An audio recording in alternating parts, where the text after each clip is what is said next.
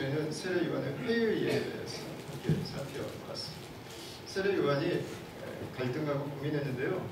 믿음 생활에서 갈등과 고민은 굉장히 중요한 것이고요. 필요한 것입니다. 세례 요한이 고민한 것만 가지고 끝났다면 아마 힘들었을 거예요.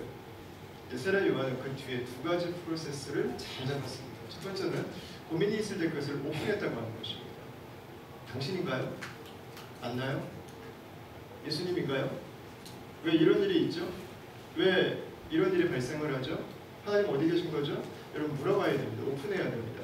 두 번째는 넘어질 수 있어요. 믿음 안에서. 그러나 예수님께로 넘어지는 것입니다. 세례 요한은 예수님께로 넘어졌어요. 예수님이 뭐죠? 어디 무신론 철학자에게 가서 넘어졌으면 딴 결론이 나올 것 같아요. 이단에 가서 질문을 던졌다면 다른 결론이 나오는지 모르겠어요.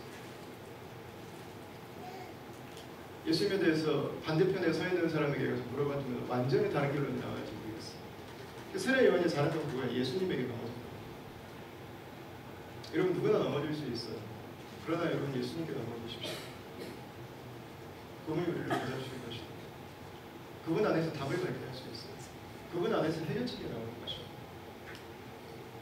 이 말씀이 그래서 예수님께서 세례 요한에 대해서 말씀하시면서 세례 요한이 말라기에 나오는 바로 그 하나님의 길을 예비하는 우리를 하는 선지자였다 이 말씀을 하셨어요.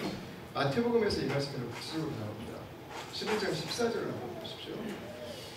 예수님이 하신 말씀입니다. 너희가 기쁘게 들을 텐데 이런 말입니다.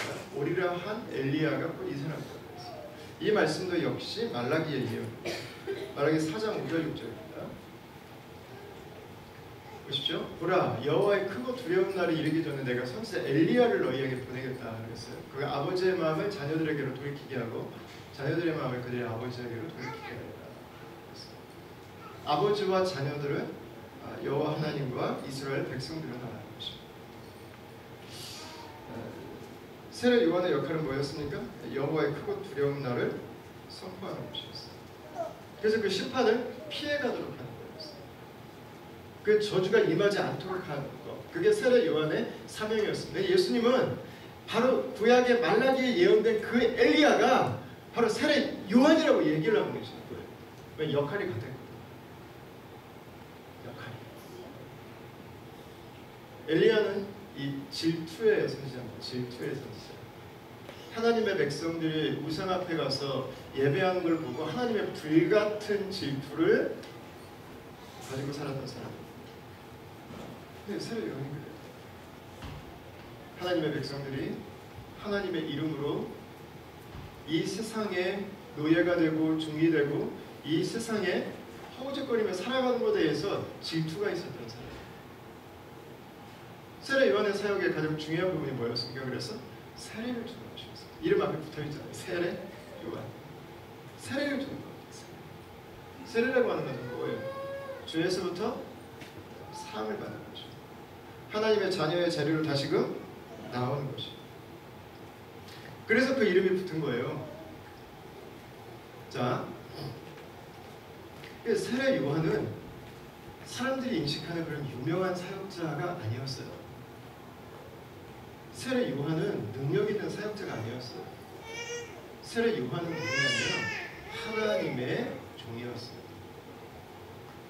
아브라함과 요셉과 모세와 여호수아와 느헤미야와 선지자들을 잇는 바로 그 하나님의 종이었어요. 구약을 잇는 종, 구약을 연결시키는 바로 그 종이었어요. 예수님께서 이 세례 요한의 세례를 가지고 오늘 말씀해 보면 사람들을 두 종류로 딱 나누세요. 29절을 한번 보십시오. 같이 한번 읽겠습니다. 시작. 모든 백성들과 세리들은 이미 요한의 세례를 받은지라. 이 말씀을 듣고 하나님을 의롭다 하되. 세례를 받은 사람 이렇게 나누셨어요. 첫 번째 세례를 받은 사람. 그 다음에 두 번째를 보십시오. 30절입니다. 같이 한번 읽겠습니다. 시작. 바리새인들과 율법 교사들은 그의 세례를 받지 아니하므로 그들 자신을 위한 하나님의 뜻을 저버린다. 아멘. 두 번째 누굽니까? 바리새인들과 율법 교사들입니다. 이들은 세례를 받지 않았다 이렇게 말씀했습니다. 요한의 세례는 받을까 말까를 고민해야 되는 이슈가 아니었어요. 예수님은 그걸 가지고 사람을 두 종류로 나누셨어요. 세례를 받은 사람과 세례를 받지 않은 사람. 그럼 세례를 받았다고 하는 건 뭘 의미하는 거예요? 아브라함의 구원에 동참한 사람. 세례를 받은 사람이 하나님의 구원의 백성으로 불릴 수 있는 사람이에요. 세례를 받은 사람이 구약의 그 언약의 백성이라는 거예요. 세례를 받은 사람이 하나님의 그 출애굽에서부터 시작된 하나님의 구원에 참여한 자들이라는 거예요. 이건 그게 세례의 의미였어요. 요한의 세례의 의미. 이 바리새인들과 율법 학자들은 자기들이 세례 요한을 별로 좋아하지 않았어요. 멀리했어요. 근데 예수님은 지금 정반대의 말씀을 지금 하고 계시는 거예요. 그들이 세례 요한을 멀리하고 세례를 안 받는 게 아니라는 거예요. 중심은 누구라는 거예요? 중심이 세례 요한이에요. 그들이 세례 요한의 세례를 받지 않았기 때문에 하나님께로부터 외인이라는 거예요. 하나님과 관계 없는 인물이라는 거예요. 여러분 이거 굉장히 충격적인 이야기예요. 이 이야기를 듣는 사람들에게. 근데 중요한 건 뭐냐면 현실입니다. 현실. 여러분 현실을 한번 보십시오.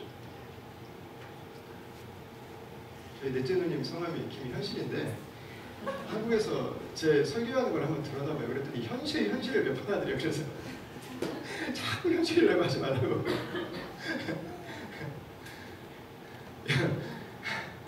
중요한 건 현실입니다.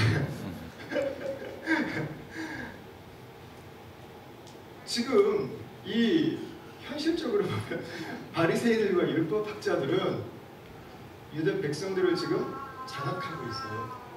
그렇죠? 대세로 보면 지금 누구 말이 맞습니까? 바리새인들과 율법 교사들의 선택이 옳은 것처럼 보입니다. 모든 사람들이 그들을 따르기 때문에. 세례 요한이 아무리 사람들에게 인기가 있었고 인정을 받았고 존경받았지만 그의 현실은 지금 감옥에 있는 거거든요. 사람들은 뭘 보고 반응해요? 대세를 보고 반응해요. 흐름이 어디로 가고 있나? 그쪽으로 빨리 움직여야 돼요. 그리고 예수님 말씀하시는 거예요. 주류에 속해 있다고 해서 그것이 하나님께 속해 있는 게 아니라는 거예요. 바리새인들과 율법 학자들에게 여러분 굉장히 큰 놀라움의 사실 메시지가 아닐 수 없습니다. 세상의 인정이 하나님의 인정은 아닐 수 있다고 하는 것이죠. 세상의 대세라고 말하는 것이 하나님의 역사는 여러분 결코 아닐 수 있다고 하는 거예요. 여러분 저는 우리의 삶이 이 세상의 흐름에 묻혀 살지 않고 하나님의 역사의 흐름 안에 살게 되기를 바랍니다. 아멘이 없으시군요. 살게 되기를 바랍니다. 31절하고 32절 말씀을 보십시오. 31절, 32절. 예수님께서 이 바리새인들의 모습을, 이 율법 교사들의 모습을 비유 하나를 드셔서 설명을 하셨어요. 같이 한번 읽겠습니다. 시작. 또 이르시되 이 시대의 사람을 무엇으로 비유할까? 무엇과 같은가? 비유하건대 아이들이 장터에 앉아 서로 불러 이르되 우리가 너희를 향하여 피리를 불어도 너희가 춤추지 않고 우리가 곡하여도 너희가 울지 아니하였다 함과 같도다. 네. 이 말씀은 예수님께서 바리새인들, 율법교사들이 누군가를 보여주시기 위해서 하신 말씀입니다. 여러분 어릴 때부터 소꿉장난 하셨는지 모르겠습니다. 저도 어릴 때 제가 시골 살 때 저희 집 바로 아랫집에 김도영이라고 하는 여자애가 살고 있었습니다.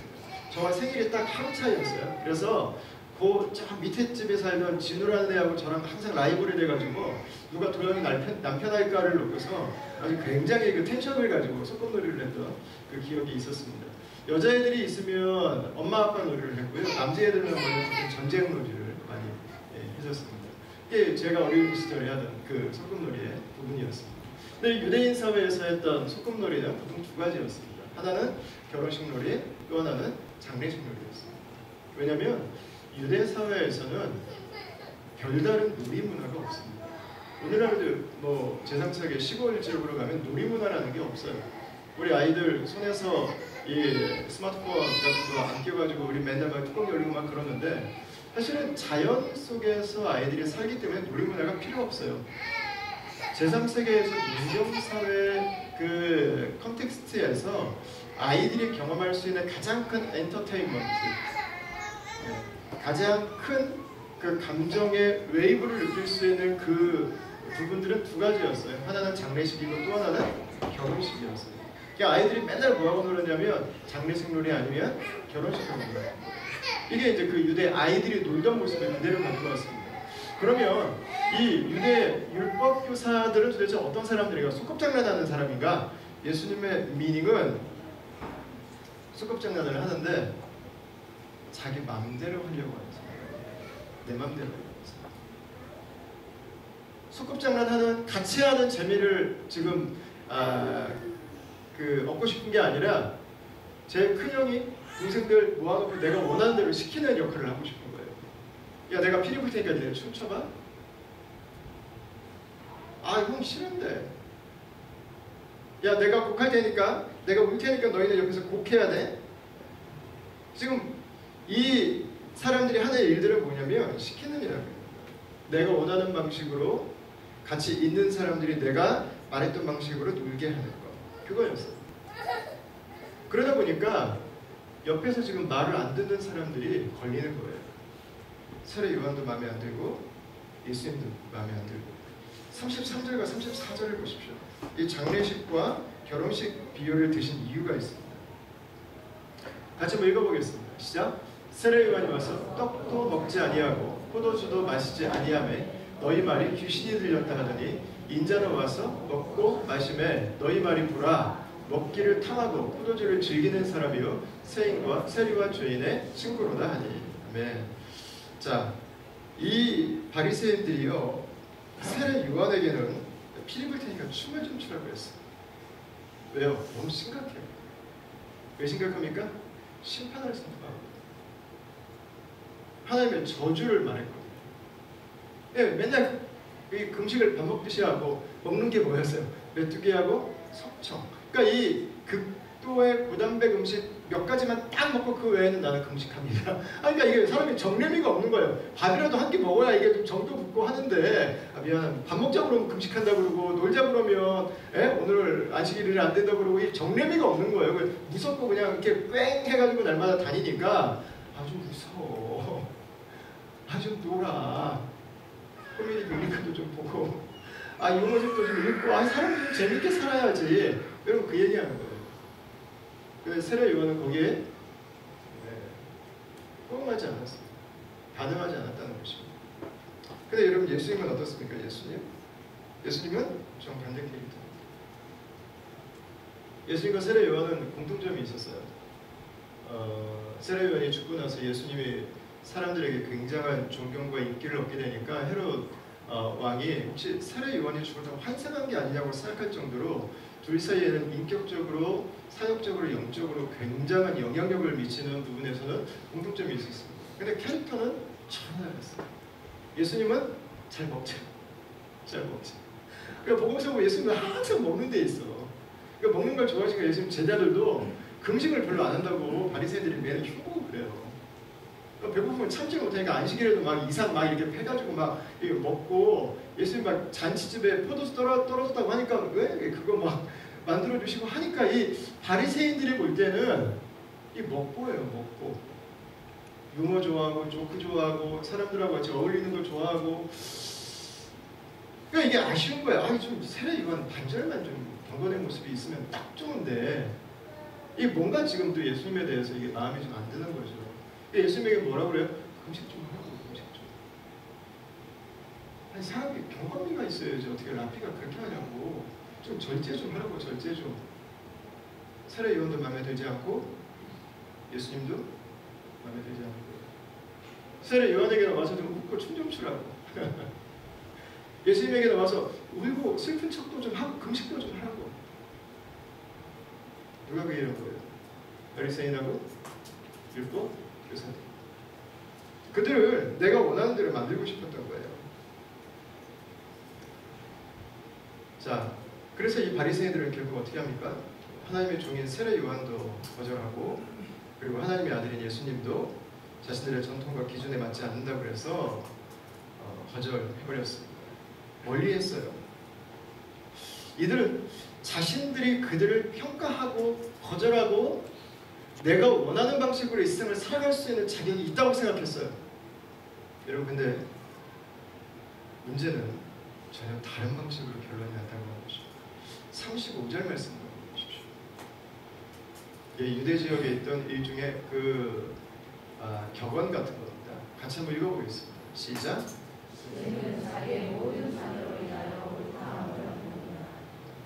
네. 무슨 말이냐면 그게 진짜 지혜인지 아닌지, 옳은 말인지 아닌지는 뒤를 보면 안 돼요. 뒤를 보면 안 돼요. 자식들이 인정해주긴 했다 그런 말인데 뒤로 내려가 보면 안 돼요. 여러분, 뒤로 쭉 내려가 보십시오. 바리새인들과 예수님, 여러분 누가 더 옳다는 인정을 지금 받고 있습니까? 역사 속에서. 여러분, 바리새인들 이름 누가 아는 사람 있으세요? 누구 아세요? 내 인생을 바꾼, 역사를 바꾼 바리새인 누구 한 명 아는 사람이 있어요? 그럼 없으시잖아요. 그죠? 그 당시에는 굉장한 인정을 받았어요. 그러나 역사가 뒤로 가오 보니까 바리새인들은 역사 속에 사라져 버렸어요. 남아있지 않아요. 흔적도 없어졌어요. 여러분, 그러나 예수 그리스도의 이름은 어떻습니까? 그 이름은 역사를 바꾸고 있어요. 이 지구촌의 영적인 모습을 바꿔가고 있어요. 사람들이 인생을 바꿔가고 있어요. 도시를 바꿔가요. 이번에 정광수 선교사님 양육하시고 지금 제자 삼으시고 지금 미래를 준비시켜주고 있는 그 7명의 형제자매들을 만났는데 딱 보자마자 나는 차이가 하나 있어요. 밝아요. 캄보디아 사람들 얼굴이 아니에요. 이 주름살 방향이 완전히 달라요. 여러분, 바리새인들이 그 일이냐? 아닙니다. 그 일들은 누가 했어요? 여러분, 예수님이 하셨어요. 여러분, 바리새인들은 그 당시에는 굉장한 파워였어요. 근데 결국 돌아보니까 뭐 하고 앉아 있었어요? 속국장난하고 있었어요. 하나님 계십시오.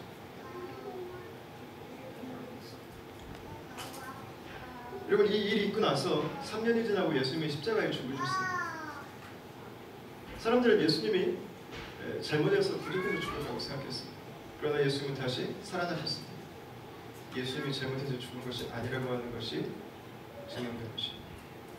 그분의 죽음은 의도가 있는 죽음입니다. 예수님은 다시 살아나시고 승천하셨습니다. 하나님 보좌 우편에 앉으셨습니다. 예수께서 하나님의 아들이신 것을 증명하고 있는 것입니다. 그리고 이때로부터 40년이 지나고 나서 로마의 디도 장군이, 타이투스 장군이 로마 정예 군대를 이끌고 예루살렘으로 진격해 왔습니다. 그래서 AD 70년에 예수님의 예언이 정확하게 이루어집니다. 돌 위에 돌 하나 남지 않고 다 무너진다고 합니다. AD 70년에 역사 속에 예루살렘은 사라져버립니다. 그런데 놀랍게도 역사 속에서 유대교의 흔적이 사라지는 그 순간에 로마 전역에는 예수 그리스도를 주로 고백하는 공동체가 퍼져가고 있었어요. 이 세상에 가지고 있는 것들을 초계처럼 버리고 세상 모든 사람들이 말하는 신의 아들인 그 로마의 황제의 파워를 두려워하지 않는 사람들이 나타나기 시작했어요. 예수를 하나님으로 예배하기 시작하고 예수의 이름에 영광 돌리기 위해서 내 인생을 드리는 것을 이 세상 어떤 것보다 기뻐하는 사람들이 이 세상 가운데 나타나기 시작한 거예요. 여러분, 그 교회입니다. 여러분, 모든 자녀로 인하여 옳다함을 얻습니다. 조금 뒤로 가보니까는요, 누가 옳은지가 증명이 됐어요. 여러분, 2000년의 시간을 놓고 오늘날 보면 더 이상 말할 필요가 없어요. 바리새인들의 이름은 잊혀졌지만 존재는 사라져버렸지만 예수 그리스도의 이름은 더 선명하게 드러나고 있는 것입니다. 여러분, 믿음은 열심히 믿는다고 되는 것이 아닙니다. 열심히만 믿으면 돼. 여러분, 열심히 믿는다고 되지 않습니다. 끝까지 믿으면 돼. 여러분, 끝까지 믿는다고 되지 않습니다. 하나만 믿으면 돼요. 하나만 믿는다고 되지 않습니다. 여러분, 잘 믿어야 됩니다. 누구를 믿어야 되는가가 중요합니다. 여러분, 예수님을 믿으시길 바랍니다. 예수님만 하나 믿으시고, 하나예요, 하나. 다른 옵션은 없어요. 다른 옵션은. 열심으로 따지면 바리새인들 따라가겠습니까? 죽을 때까지 믿는 걸로 따지면 우리가 바리새인들 따라가겠습니까? 헌신으로 따지면 우리가 바리새인들 따라가겠습니까? 그렇지 않아요. 믿음은 누구를 믿는가가 중요한 것이죠. 사실 이 바리새인들의 모습은 오늘날 철학적으로 보면 이 사람들은 두 가지의 전제를 가지고 있는 사람들입니다. 하나는 에고이즘입니다. 왜 이들이 예수님도 받아들이지 않고, 왜 이들이 세례 요한도 받아들이지 않고, 왜 자기들이 만든 것만 옳다고 생각했는가? 모든 인간들이 가지고 있는 그 중심에는 뭐가 있냐면 에고이즘이 있어. 자기 중심주의. 나만 옳다고 하는 것이. 자기 중심주의는 철학적 용어입니다. 성경에서는 이것을 이렇게 표현합니다. 죄라고. 여러분, 죄는 뭡니까? 하나님을 거절하는 것이죠. 내가 하나님 되고 싶다. 모든 사람들을 다 내가 장악해야 직성이 풀리는 거예요. 다른 사람들을 내 기준에 맞게 맞춰놔야 안심이 되는 거예요. 여러분, 에고이즘입니다. 여러분, 불완전한 인간이 완전한 척을 하니까 얼마나 힘들어요. 그래서 나오는 게 뭡니까? 나의 완전함, 내 삶의 완전함보다 다른 사람들을 비평하기 시작합니다. 다른 사람들의 문제점을 찾아내기 시작합니다. 여러분, 다른 사람들의 문제를 찾아낸다고 해서 내가 완전해서 못하는 것입니다. 예수님은 왜 오셨습니까? 우리의 죄를 위해서 오셨습니다. 나만 못하고 하는 그 에고이즘에서 벗어나는 것입니다. 우리를 만드신 분이 계시다는 것입니다. 내가 주인이 아니라 나의 주인이신 하나님과 함께 이 세상을 살아가는 것입니다. 다시금 하나님께로 나아가는 길을 열어주기 위해서, 그 죄를 덮어주시기 위해서 여러분, 예수께서 이 땅에 오신 것입니다. 자, 두 번째, 이들이 가지고 있는 가치관은 이실론이라고 하는 것입니다. 영어로는 디이즘이라고 하나요? 이실론. 바리새인들이 아주 잘한 게 하나 있어요. 그게 뭐냐면 시스템을 만든 거예요. 기가 막히게 해냈어요. 유대교라고 하는 시스템을 잘 돌렸습니다. 습관도 만들었습니다. 스트럭처도 만들었습니다. 하나님의 이름을 가지고 기가 막힌 종교 하나를 만들어냈습니다. 근데 거기에 한 가지 없는 게 있습니다. 하나님과 인격적인 만남이 없습니다. 그 증거가 뭐예요? 하나님의 아들이 오셨는데도 알아보지를 못해요. 하나님의 인격적인 교제가 있으면 알아라도 봐야 되는 거 아니에요? 하나님의 아들이 오셔서 말씀하시면 좀 이해라도 해야 되는 거 아니에요? 몰라요. 시스템만 있고 일만 있고 하나님과 인격적인 관계라는 게 없어요. 여러분, 이실로는 하나님을 인정하는 거였습니다. 우리 리처드 도킨슨의 영어를 쓰면 그 시계공의 이야기, 자명종 시계를 만든 시계공이 자명종 시계를 만들어 놓고 어디론가 머리를 가버렸습니다. 시계는 째깍째깍 알아서 돌아가기 시작한 거죠. 이들이 그랬어요. 하나님이 시스템을 만들어 놓고 믿음은 우리가 알아서 살고, 하나님은 아무 관계없이 우리 무관심하게 이 세상을 시스템적으로 돌아가게 만들어 놓고 떠나셨다고 하는 것이죠. 바리새인들의 마인드가 딱 그거예요. 그래서 우리가 시스템을 잘 돌려가야 된다고 하는 것이죠. 여러분, 이 이실론은 굉장히 믿음이 있는 것 같은데요, 이것은 무실론보다 더 무서운 것입니다. 하나님을 인정하는 척 하지만 사실은 거절하고 있는 것입니다. 그렇습니다. 하나님 없는 거예요, 이실론은. 여러분, 하나님 백성들이 기도하는 이유는 무엇입니까? 우리가 하나님과 동행하며 살아가는 가장 선명한 특징이에요. 여러분, 저는 우리들이 생각하는 시간도 필요하지만 저는 우리들이 기도할 수 있게 되기를 바랍니다. 생각만 너무 많이 하지 마세요. 기도하십시오. 저는 우리들이 사람들의 조언을 듣는 것도 중요하지만 여러분, 말씀을 보시기를 바랍니다. 이충기 선교사가 이번에 보낸 기도 편지 보니까 한 일본에서 몇십 년 사역하셨던 베테랑 노년의 선교사님 한 번 만났어요. 근데 여전히 성도가 열몇 명이에요, 일본에서. 그걸 위해서 평생을 헌신하는 거예요. 이충기 선교사가 물어봤대요. 선교사님 힘들 때 어떻게 하셨어요? 그래서 선교사님 대답이 하나님 말씀을 붙들고 그 약속을 이루어주시기를 기다렸어요. 그러면 하나님 백성이 이 세상에서 뭐 붙들고 살아요? 뭐 붙들고? 뭐 보험에서 약속 붙들고 살아요? 뭐 은행 약속 붙들고 살아요? 부모님이 뭐 물려주겠다 뭐 유산 뭐 그거 여러분 그거 붙들고 살겠어요?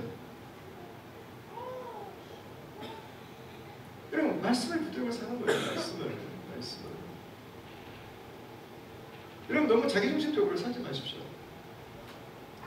내가 시스템 철저하게 다 만들어 놓고 내 계획 완벽하고 여러분 그 틀에 따라서만 살지 마십시오. 하나님께서 우리를 만들어 놓고 여러분 떠나셨다면 예수님께서 이 땅에 오시지 않았어요. 예수님께서 이 땅에 오셨다고 하는 것은 가장 강력한 이 신론에 대한 반증이에요. 하나님 세상에 무관심하시다고요. 그렇지 않아요. 그분이 세상에 오셔서 십자가에 자기의 생명을 주셨어요.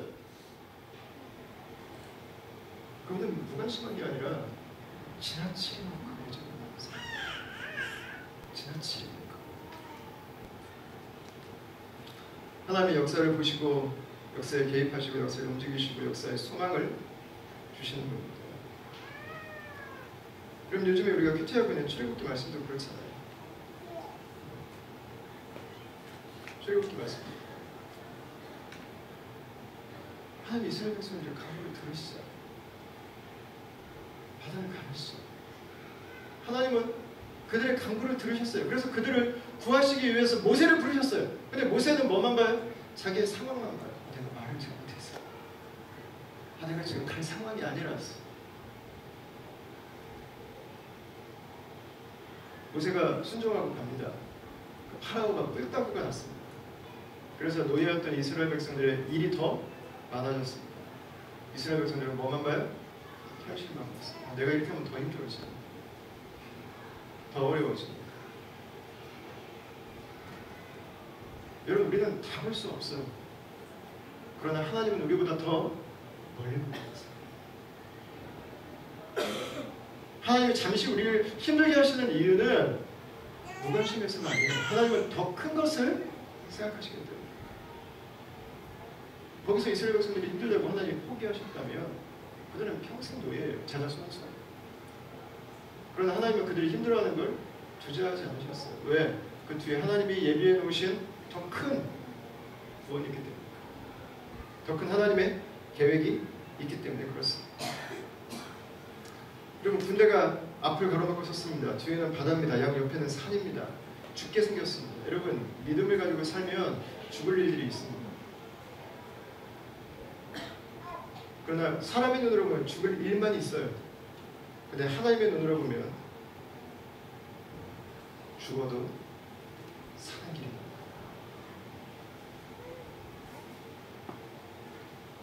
바다를 갈라져. 모세가 지팡이 들고 바다 보면서 무슨 생각했어요? 갈라지리라 믿습니다. 여러분 생각했어요?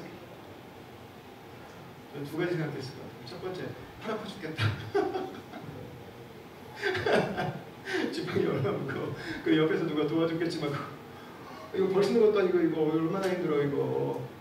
두 번째, 여러분 노스헤드 포인트나 사우스헤드 포인트 가서 보시면 아 그래 이거 하나님이라면 가르치겠다 그 생각 드세요? 이게 갈라져?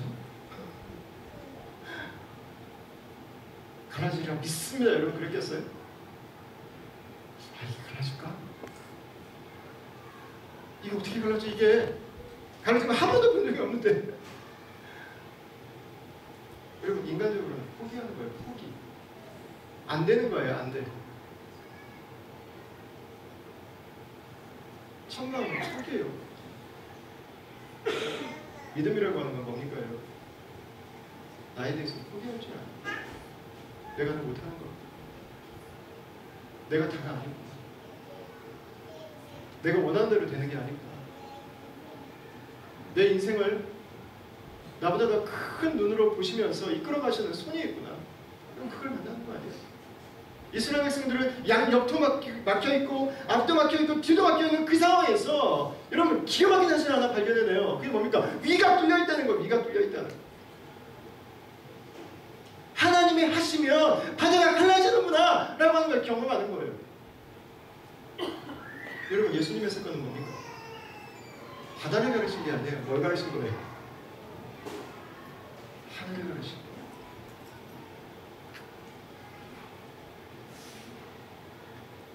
바다를 가는 걸 보면서 우리가 이성적으로 이해할 수 있어요?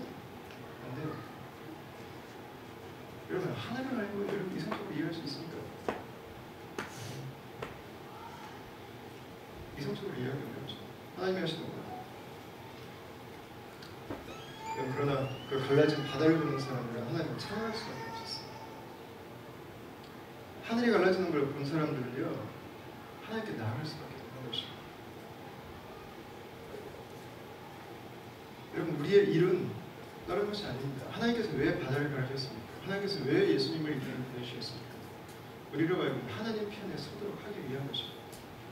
그것이 사람들이 볼 때는 초라한 것처럼 보일 때도 있습니다. 그것들이 때로는 별볼일 없는 것처럼 느껴질 때도 있습니다. 그러나 역사는 결코 그렇지 않다고 하는 것을 우리에게 보여주고 있습니다. 자, 예수님께서 하신 이야기들 중에 잔치 비유가 많습니다. 잔치집 주인은 하나님 아버지입니다. 잔치집은 천국입니다. 하나님의 집은 어떤 곳입니까? 풍성한 곳입니다. 넘치는 곳입니다. 웃음이 있는 곳이고 부족함이 없는 것입니다. 그것이 하나님의 집입니다. 예수님께서 잔치 비유를 하시면서 말씀하셨어요. 원래 그 잔치에 초대받은 사람들이 들어오라. 근데 그들이 다 이유가 있어서 들어오질 않았습니다. 그들이 누굽니까? 유대인들입니다. 그래서 동네방네 산골짜기까지 가서 은혜로 잔치에 초대할 수 있도록 길을 열어주셨습니다. 그것이 뭐예요? 지금 교회 시대예요. 교회 시대. 우리는 지금 그 시대를 살아가고 있는 것입니다. 여러분 우리가 구원받는다고 하는 것은 바로 그것입니다. 바로 그 잔치집에 들어가는 것입니다. 빵을 먹기 위해서 들어갑니까? 그렇지 않습니다. 예수님은 우리에게 빵도 주세요. 근데 예수님은 빵보다 더 중요한 걸 주세요. 예수님은 먹는 빵만 주시는 분이 아니라 영생하도록 하는 빵을 주세요. 예수님께서 일으키셨던 기적 가운데 이스라엘 백성들에게 가장 와닿았던, 이스라엘 백성들이 정말 이분을 왕 삼아야겠다고 폭했던 그 기적이 뭐였냐면 오병이어 사건이었습니다.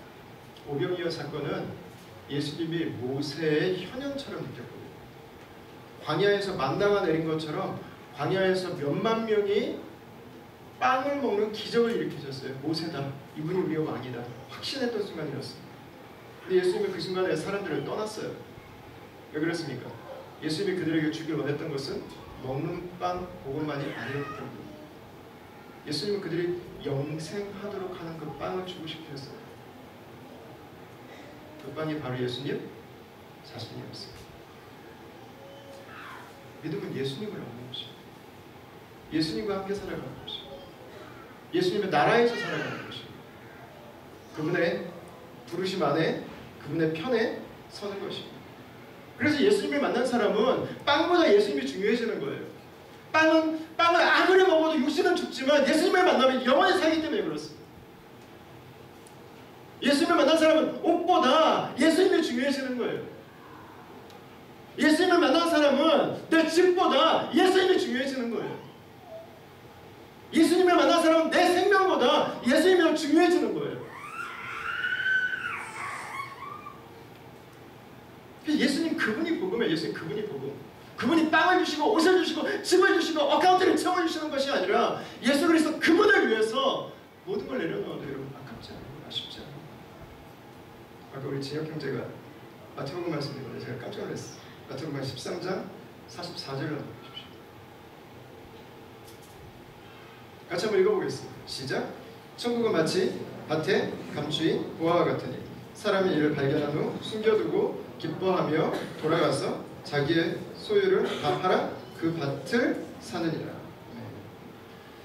예수님을 만난 사람들은 예수님을 얻기 위해서 모든 것을 드릴 줄 아세요? 예수님이 나의 모든 것보다 크다고 고백합니다. 예수님을 위해서 나의 모든 걸 잃어버려도 나는 모든 걸 얻었다고 말하는 사람입니다. 먹을 빵이 없지만 나는 부유하다고 고백할 수 있는 사람입니다. 나는 외롭지만 이 세상 누구보다 든든한 친구가 있다고 말할 수 있는 사람입니다. 여러분, 저는 그 예수님을 저와 여러분들이 만나게 되기를 축원합니다. 여러분, 예수님과 함께 살고 그 예수님의 기쁨을 위해 살아가십시오. 사실 누가복음 7장 32절 말씀은 오늘날 교회 비교해도 여러분 좋은 적용이 될 수 있는 그런 말씀입니다. 하나님이 세례 요한과 예수님을 통해서 구원의 문을 여셨습니다. 그럼 우리가 해야 될 일은 그 구원 안으로 들어가는 것입니다. 거기까지. 그리고 그분의 백성으로서 그분의 기쁨을 위해서 살아가는 것입니다. 여러분, 하나님께서 피를 부실 때가 있습니다. 그분의 교회가 춤추지 않는다. 하나님께서 이 땅을 바라보시면서 너무 가슴이 아파서 눈물을 흘리고 있는데 여러분, 그분의 교회가 무덤덤하게 앉아있다. 여러분, 사실은 이 말씀은 오늘은 여러분 교회에 한번 돌아와야 되는 그런 말씀일 수 있습니다. 왜요? 내 삶이 너무 맹목이었어요. 하나님께서 피를 부시는지 하나님께서 눈물을 흘리시는지 몰라요. 하나님께서 어느 편에 서 계시는지 분간을 못하는 거죠. 여러분, 저는 저희 공동체가 이 시드니에서 예수님을 만나는 천국 백성의 삶을 알게 되는 그런 통로가 되기를 바라요. 그리고 공동체를 통해서 예수님의 제자들이 계속해서 세워져 가기를 바랍니다. 마지막 세 번째는 예수님의 명령입니다. 이 세상에 천국을 선물해 주는 것이죠. 이 세상에 그리스도 안으로 들어올 수 있도록 그들을 초청하는 일을 바라는 것이죠. 여러분, 개인적으로도 할 수 있습니다. 개인적으로. 가족적으로도 할 수 있습니다. 우리 가족이 어떻게 하나님 나라를 섬길 수 있을까? 내 인생이 어떻게 하나님의 기쁨을 위해 살아갈 수 있을까? 여러분, 저는 공동체적으로도 가능한 것 같아요. 개인적으로 이번에 선교 여행을 갔다 오면서 제 안에는 좀 한 가지 퀘스천이 있었어요. 왜냐면 제가 이번 선교 여행을 가기 전에 들었던 통계가 프놈펜에만 지금 한국인 선교사님이 400여 가정이 계세요. 400 유닛입니다. 유닛. 씩백과 가정 포함해서 굉장히 많은 숫자입니다. 한 도시에 그 정도 선교사라면 사실 너무 많은 거예요. 선교사는 복음이 안 들은 지역으로 가야 돼요. 지금 복음을 못 들은 지역 도시들이 얼마나 많은데 여기를 우리가 계속해야 되는, 하나님 저한테 그 고민이 사실은 있었어요. 근데 이번에 가서 들어보니까 선교사 협회에 등록되어 있는 한국 선교사님들만 600여 개의 가정이래요. 아이들까지 2,000여 명. 고민이 더 커졌어요. 여기를 앞으로 계속 해야 되나? 근데 이번에 제가 다니면서 하나님이 공통적으로 저한테 쏙쏙 뽑아서 보여주신 게 하나가 있어요. 앞으로 이제 캄보디아는 점점 임금 수준이 올라가기 때문에 더 이상 국가에서 NGO와 선교사 비자를 주지 않을 가능성이 높아지고 있습니다. 그래서 선교사님들도 다 공통적으로 말씀하시고 여러 도시의 선교 역사를 보면 선교사 비자는 언제나 그 제한되게 돼 있어요. 그래서 선교사들은 다 출국 명령들이 떨어지는 날이 와요. 선교사님들이 그걸 10년에서 15년쯤 잡으시더라고요. 근데 제가 이번에 캄보디아를 여행하면서 공통적으로 봤던 거 한 가지가 뭐냐면 하나님이 저에게 쏙쏙 뽑아서 마지막에 뭘까요? 어떻게 해야 되나 했는데 하나님이 보여주셨던 게 뭐냐면 다음 세대 지도자를 세우는 거였어요. 다음 세대 지도자. 캄보디아를 위해서 우리가 뭘 할 수 있어? 그래도 하나님이 그동안 10몇 년이 넘게 저로 하여금 캄보디아를 가게 하시고 후원하게 하시고 함께 그 나라를 섬기게 하시는데 여기서 그럼 끊어버리는 게 맞는 건가? 그건 아닌 것 같은 거예요. 근데 하나님께서 캄보디아의 문이 닫히기 전까지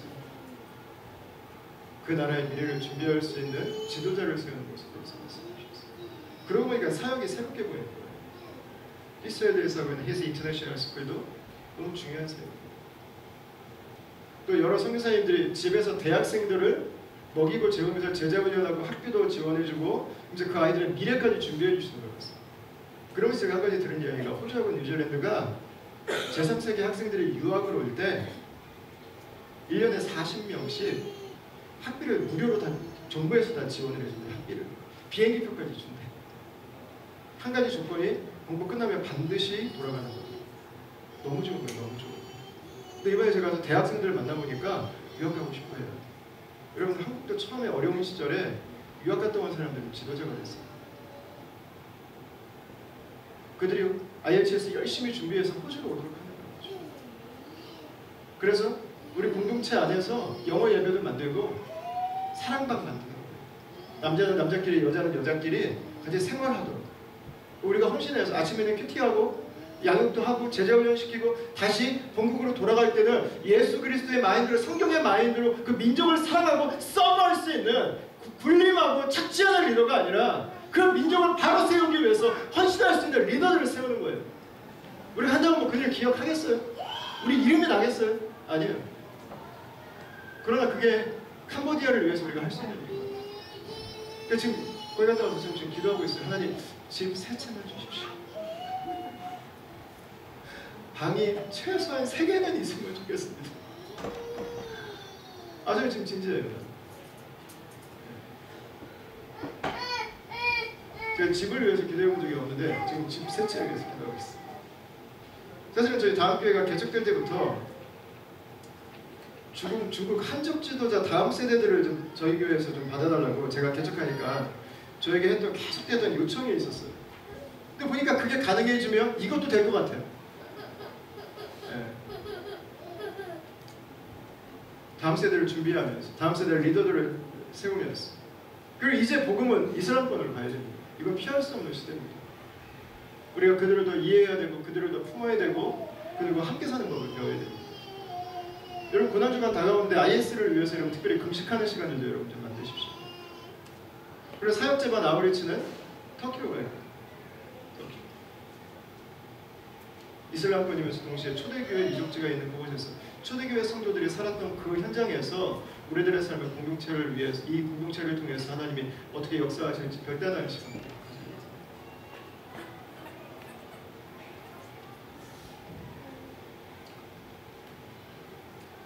여러분 하나님께서 이 땅에서 일하고 계세요. 내 세계에 파묻혀 살면 세례 요한이 지나가든 예수님이 지나가든 하나도 보이지 않아요. 하나님이 그분의 나라를 우리를 초청하시던 우리가 그분을 밀어내는 아무 관심 없어요. 여러분 그러나 예수님께서 이 땅에 오셨어요. 그리고 주님께서 우리에게 다시 오신다고 말씀하셨어요. 그리고 그 사이에 이런 말씀이 있습니다. 골로새서 1장 말씀을 우리 마지막으로 한번 읽어보겠습니다. 다 같이 읽겠습니다. 시작.